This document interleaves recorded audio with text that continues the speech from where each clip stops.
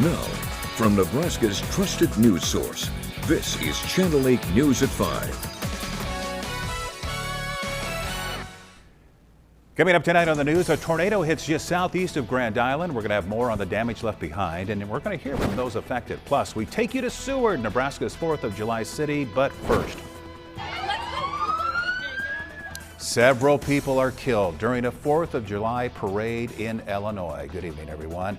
Thank you for joining us. I'm Ron Fowler. Megan has the holiday off. A tragedy today just north of Chicago. A gunman opened fire at a holiday parade. 6 people have died, dozens have been injured. Police say the suspect is still at large tonight. ABC's Justin Finch has the latest.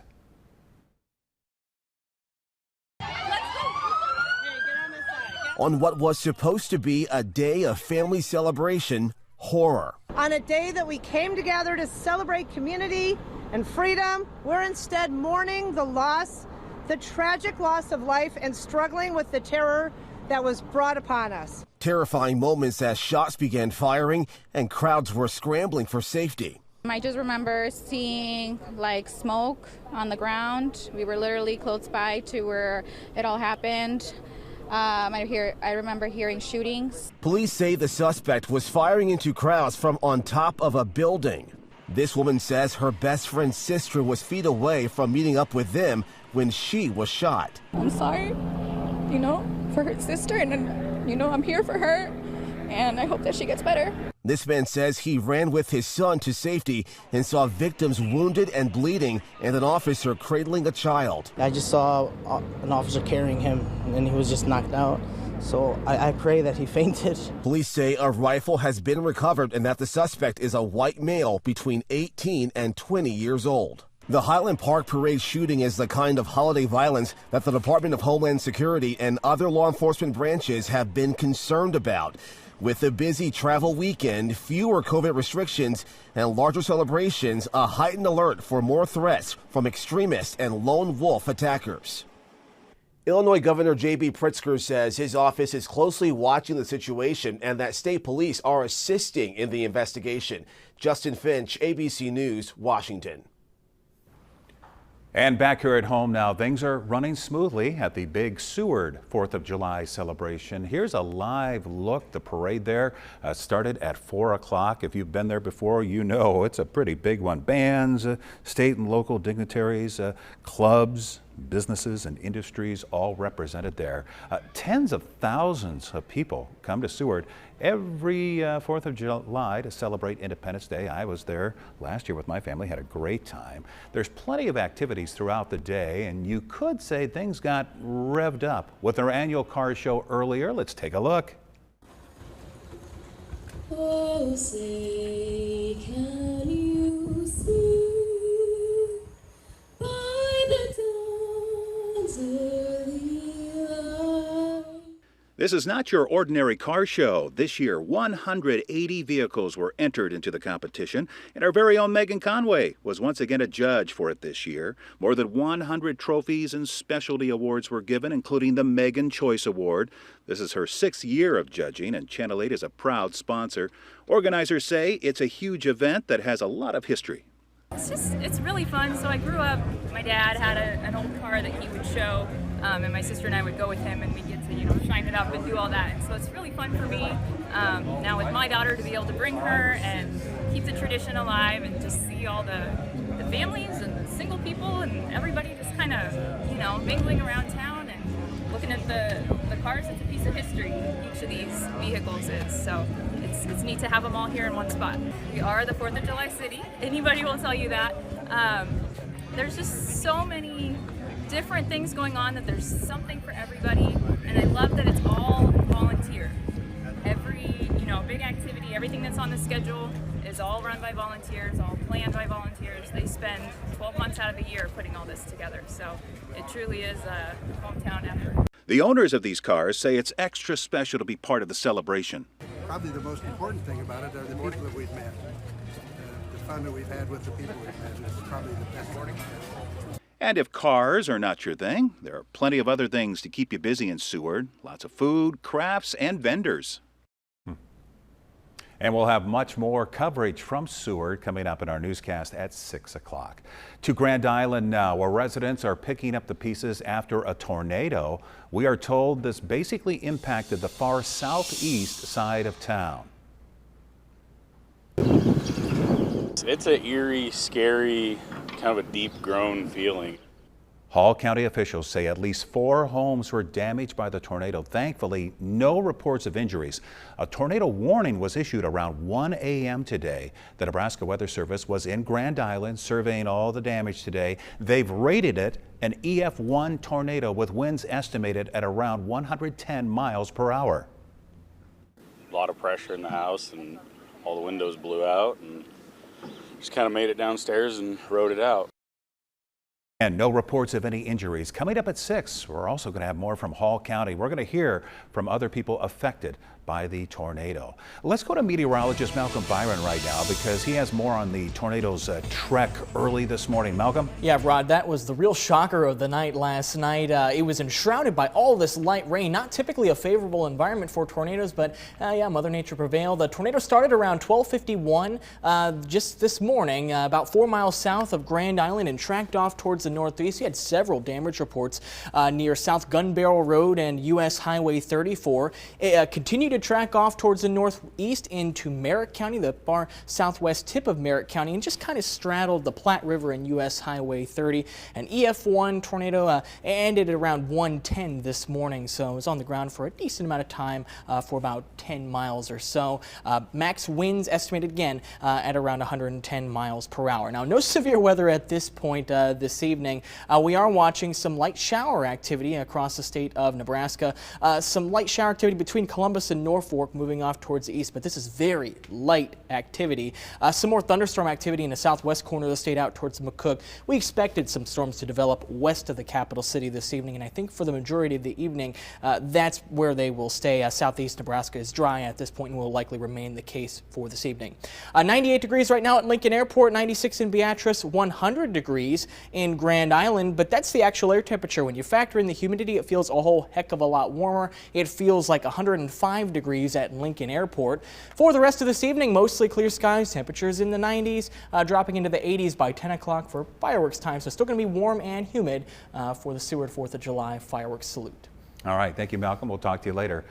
Lincoln police are still investigating a fatal crash that happened Saturday night here in the capital city. A 19-year-old man was killed on O Street. Traffic on basically that stretch of road east of downtown to East Lincoln has some neighbors concerned. Channel 8's Jessica Blum has more on that. Many are concerned about the number of fatal crashes happening along O Street, including one on 37th and O late Saturday night. Many call this area of Lincoln home, but neighbors today expressed their concern about living in the area. You know, it's pretty much so that everybody's like trying to be in such a hurry and get to places that they're not caring about anybody else.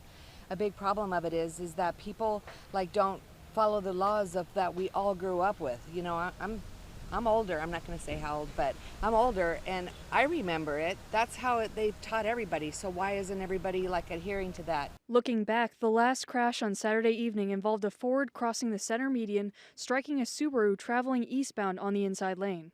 The collision forced the Subaru into a Chrysler also traveling eastbound. On Memorial Day weekend, 2 women were killed and 20 bystanders were injured when a driver lost control and hit a crowd watching cars cruise O Street. The accidents are affecting how some people allow their kids to play outside. Here, these kids can't even like ride their bikes out there sometimes because you know what? They can't, they're kids. You know, people need to watch out for them and they just don't do it anymore. Residents are frustrated and fearful about how O Street is treated at sundown, too. It's really scary because these people at night, the racing is just crazy and everybody's speeding. Residents are pleading with drivers to slow down, pay attention, and follow the posted speed limits, especially at night. Reporting in Lincoln, Jessica Blum, Channel 8 News. And coming up on the newscast tonight, 4th of July travels are proving to be a headache for millions of Americans swarming airports across the country. That, plus your full forecast right after the break.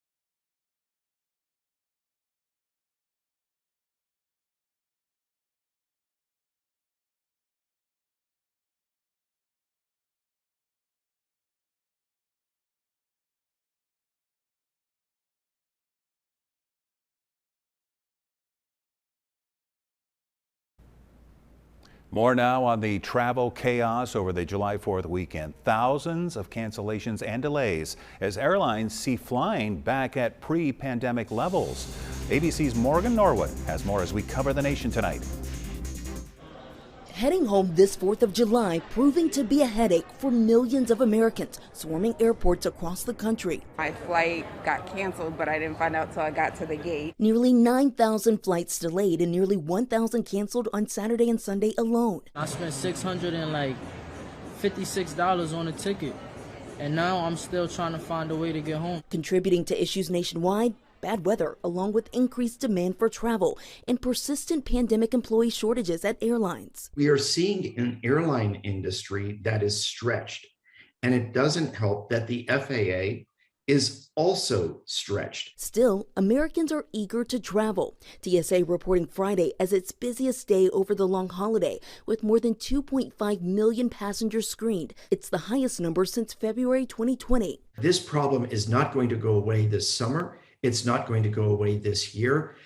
I doubt it gets much better before the end of 2023. And as millions take to the airport, millions more are back on the roads and unfazed by the record high gas prices. Because when I checked with the airplane prices, they was like ridiculous. And experts say today isn't as busy on the roads. So for those looking to jumpstart their drive home, experts say leave early to beat any possible traffic.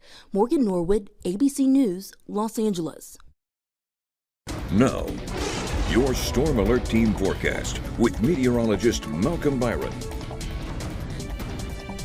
Do you see any clouds over Allo Communications camera? I sure don't. We've got a lot of sunshine and it's just beating down on us. Temperatures very warm at this hour.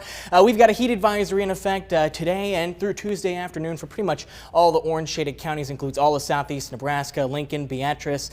Everybody is within this heat advisory because it just feels awfully hot. 98 degrees the air temperature at the airport at this hour. 96 rather in Beatrice, 95 in Wahoo, 100 degrees in Grand Island, 95 in Kearney. Now, we've got the dreaded humidity, and that makes these temperatures feel a lot warmer. Heat index in Grand Island, 105, 100 in Hastings, 101 in Kearney, 105 in Lincoln. I don't see any heat indices below 90 degrees. Again, these are the feels-like temperatures when you factor in the humidity. This is why we've got that heat advisory in effect. So stay plenty hydrated if you have any outdoor plans this evening, because it's going to be a very mild night. Above average temperatures. This is about 9 degrees above our average low for this time of year, so not a great opportunity to cool off tonight. Skies should be mostly clear. I think we will be dry in the capital city, so if you have any 4th of July plans, that bodes well for you. We'll pick up Stormcast at 6 o'clock tonight. In first forecast, we showed you some thunderstorm activity developing in the southwest corner of the state, and that's about where it stays. Now, it may be able to sneak up towards the Tri-Cities, so you may have to dodge maybe 1 or 2 of these out towards Grand Island, Hastings, or Kearney. However, they're not going to be as widespread as they were last night. At least that's not the thinking right now. Can't completely rule out an isolated shower or brief rumble of thunder to the north of Lincoln either, but this swath to the north and west of Lincoln, that's where we could see one of these isolated showers. I do believe Lincoln will stay dry. Going overnight, we may see some of these high clouds filtering in from those thunderstorms, but not the rain from it, and even those scoot on out of here by tomorrow morning. So overall, mostly clear for the overnight stretch. Hey, we stay mostly clear on Tuesday. Still another hot and muggy day. We may hit 100 degrees for an actual air temperature tomorrow. Southerly winds 5 to 15 miles per hour, so that's why we've got that heat advisory in effect through tomorrow afternoon, and I think we'll be dry pretty much for all day long. However, I do have to mention the chance for a couple of isolated thunderstorms late in the evening for Lincoln. For the afternoon and early evening hours, all that activity is going to be in the northern parts of the state and western parts of the state. You see that activity out west and out north. This activity will push off towards the south. This activity will push off towards the east, and eventually this activity is going to arrive in southeast Nebraska, and we see that on Stormcast 11 o'clock.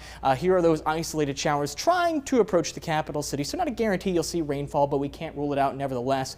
I do think the better storm chance will be overnight and into Wednesday morning. This is Wednesday 4 a.m. and you can see that shower and thunderstorm activity there. Severe weather potential mainly off in northern Nebraska, maybe a tornado in this chunk of real estate in northeast Nebraska, but damaging winds and hail not out of the question with these thunderstorms. So I do think we start to cool off on Wednesday. We've got better rain rain chances Wednesday and Thursday, and I debated on bumping temperatures back down into the 80s, but given the uncertainty with the forecast scenario, I don't want to buy into that quite yet. On Friday, maybe seeing some more scattered activity, 91 degrees the high there. As of this point, the weekend does look dry, could also be very warm, maybe a little bit on the humid side as well. But for the time being, we have a couple of rain chances to get throughout the end of the work week. A very hot Tuesday, but maybe seeing some relief from the heat on Wednesday and Thursday. There is a chance we may have to bump down those high temperatures there. So maybe not as prolonged of a heat wave as we were initially thinking. You know, we're of course used to having very hot 4th of July, but I'll tell you what, when you see those heat indices getting up there like that, it just make sure you drink a lot of water, try and get some shade once in a while, right? Takes the breath out of you. Or stay in the AC. Thank you so much, Malcolm. Talk to you later. You know, these days, a holiday weekend is more than just a day off work. It's an opportunity to possibly save. ABC's Becky Worley has some tips on how you can save big on holiday deals this 4th of July. 4th of July sales now, Amazon Prime Day next week. How's a shopper supposed to figure this out? So there are some things that Prime Day is stronger on and some things that July 4th is stronger on, but there's still a lot of mixing it up kind of in the middle between the two. Experts say there are several sales now from both Amazon and other stores that highlight summer products. This Traeger pellet grill at Ace Hardware was $599.95, now $499.95. Trekking poles at Amazon were $29.99, now $19.99. And this cooler, that's rated by one site as the best option for long camping trips, was $199, now $179 on the Arctic website. And around Prime Day, experts say they anticipate prices to soften all across the web in categories like electronics, beauty and personal care items, toys, and household products. But one shopping category that is discounted right now, clothing. Adidas, with 30% off your whole purchase, Tory Burch, Victoria's Secret, and Abercrombie & Fitch with 25% off everything. And that push to clear out sale items has Gap, Kate Spade, and the Coach Outlet offering extra discounts as well. But as you try to discern a deal from a dud, one tip, use historical price data. What I always recommend is looking at price history on products you're looking to buy. Everyone loves using a website called Camel, and it just shows you Amazon price history over time. And you can see whether from Amazon or from a third-party retailer, if something is actually at a low price when it's being discounted, or whether they've, jumped the price up and then they're giving you a discount on it. This week, abortion, gun safety, NATO and global security, our democracy.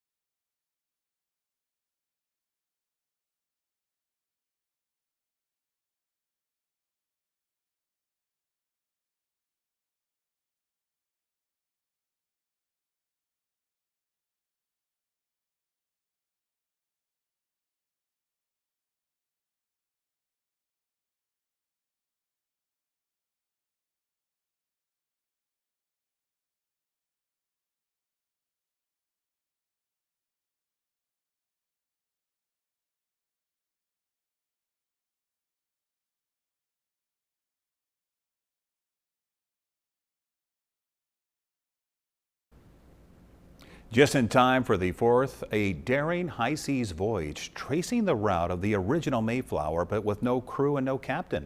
Jeremy Roth has tonight's. Take a look at this. While Americans were preparing to commemorate the country's independence with historical hoopla, hot dogs, and high-flying fireworks, a high-tech high-seas adventure boat brought the country's origins full circle, and no one was even on board. The pilotless Mayflower autonomous ship just completed a 3,500-mile transatlantic trip, recreating the original Mayflower's historic voyage some 400 years ago. The vessel had no crew or captain on board and instead used solar power, AI, and real-time data to navigate the sea before docking in Plymouth, Massachusetts, next to a replica of the original Mayflower. A collaboration between IBM and marine research nonprofit ProMare, the ship will be used to further research critical issues such as climate change, ocean plastic pollution, and marine mammal conservation. Another achievement making waves, this one involving a new discovery, a case of mistaken identity, and a possible world record. Scientists long suspected there could be an unidentified new species of giant water lily in their collection at Kew Gardens. After working with researchers in the plant's native Bolivia, they proved their suspicions right. The newly identified Victoria boliviana, misidentified as Victoria amazonica, had been hiding in plain sight in the UK garden for 177 years. Not only is it the first new water lily species named in over a century, scientists say Boliviana is now the largest water lily in the world, with one specimen measured to nearly 10.5 feet in diameter. For Take a Look at This, I'm Jeremy Roth. A kitten we're about to show you may not look very happy, but it is safe after being rescued from inside a vending machine at a Tennessee Walmart last week. According to a Facebook post from the city of Morristown, a Walmart employee named Lindsay called the fire department for help, and when firefighters arrived, they could hear the kitty crying, but couldn't see it inside the Pepsi machine. They unplugged it, took the back off the machine, but they still couldn't find the kitty. Fire crews finally spotted the gray kitten in a small opening. They joked about naming it Pepsi. Oh, that. Yeah, maybe. Wonder if it took a life there. You know, they got, 9 lives? Yeah. Let's take another look at the weather. Malcolm? Yeah, stay plenty hydrated this evening. Heat index values are the feels like temperature when you factor in the humidity. It feels like 105 degrees in Lincoln, 103 in York. I guess if you average the temperatures in between, Seward, maybe 104. That's not really how that works, but let's just say it does. It still feels very hot for the Seward 4th of July celebration. We're dry in southeast Nebraska at this point. I think we will be this evening, but we are watching some scattered showers and thunderstorms off towards the west. It's likely where they will stay for the evening hours. We've got mostly clear skies for the evening, 96 by 6 o'clock, 92 by 8, and into the 80s by 10 o'clock. Mostly clear skies overnight tonight, but brace yourselves. We've got another hot forecast for Tuesday. All right. Thank you very much, Malcolm, and thank you for joining us on this 4th of July. World News is next. We'll see you back here at 6. With the Channel 8 Eyewitness News mobile app, you'll be the first to know. Get alerts about breaking news and weather, all in the palm of your hand. We only do one thing at Comfort Made Mattress Factory, handcraft the highest quality mattress possible. It's backed by a lifetime comfort guarantee. Come see us.